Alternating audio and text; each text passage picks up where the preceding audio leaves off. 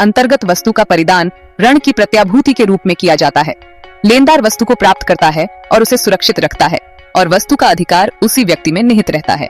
संविदा अधिनियम 1872 की धारा 172 में गिरवी, गिरवी ग्रहीता और गिरवीकर्ता को परिभाषित किया गया है।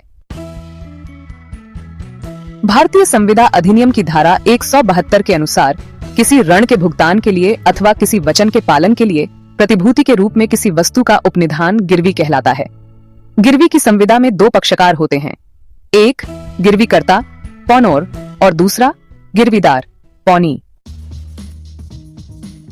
उपनिधाता अर्थात वस्तु का परिदान करने वाला व्यक्ति गिरवीकर्ता पौनोर कहलाता है और उपनिहिती अर्थात जिस व्यक्ति को वस्तु परिदत्त की जाती है गिरवीदार पौनी कहलाता है। इससे स्पष्ट होता है कि गिरवी की संविदा भी एक विशेष प्रकार का उपनिधान है। इनमें अंतर केवल उद्देश्य का है। यदि उपनिधान का उद्देश्य किसी ऋण के भुगतान या किसी वचन को पूरा करने के लिए जमानत हो तो उसे गिरवी कहा जाता है। गिरवीकर्ता द्वारा माल गिरवी ग्रहीता को सुपुर्द किया जाता है। अचल संपत्तियों के प्रपत्र जमानत के लिए दिए जाने पर यह बंधक मॉर्गेज कहलाती है, गिरवी नहीं। गिरवी के आवश्यक तत्व वस्तु का परिदान। जिस वस्तु को गिरवी रखा जा रहा है उसका कब्जा गिरवी ग्रहीता को दे देना आवश्यक है। जहां व्यक्ति को वस्तु का कब्जा नहीं दिया जाता वहां गिरवी नहीं होती। केस रेवेन्यू प्राधिकारी वीज। इस वाद में एक फिल्म के निर्माता ने वितर्क से ऋण लिया और यह संविदा की कि जैसे ही फिल्म तैयार हो जाएगी वह वितर्क के पास गिरवी रख दी जाएगी। यह गिरवी की संविदा नहीं मानी गई क्योंकि उस समय गिरवी रखने के लिए कोई वस्तु थी ही नहीं। वस्तु का अधिपत्य वास्तविक या अन्वायिक रूप से दिया जा सकता है।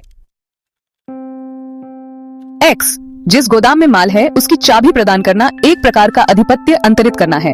कभी कभी गिरवी रखने के बाद भी माल किसी विशेष उद्देश्य के लिए गिरवीकर्ता के पास रहने दिया जाता है। Case bank of Chittoor levers. इस वाद में एक सिनेमा का प्रोजेक्टर एक बैंक के पास गिरवी रखा गया। बैंक ने प्रोजेक्टर सिनेमा में ही रहने दिया क्योंकि यह प्रयोग में था। यह निर्णीत हुआ कि गिरवी वैध थी। गिरवी रखने के लिए यह आवश्यक है कि माल का कब्जा गिरवी की संविदा के अंतर्गत दिया जाए।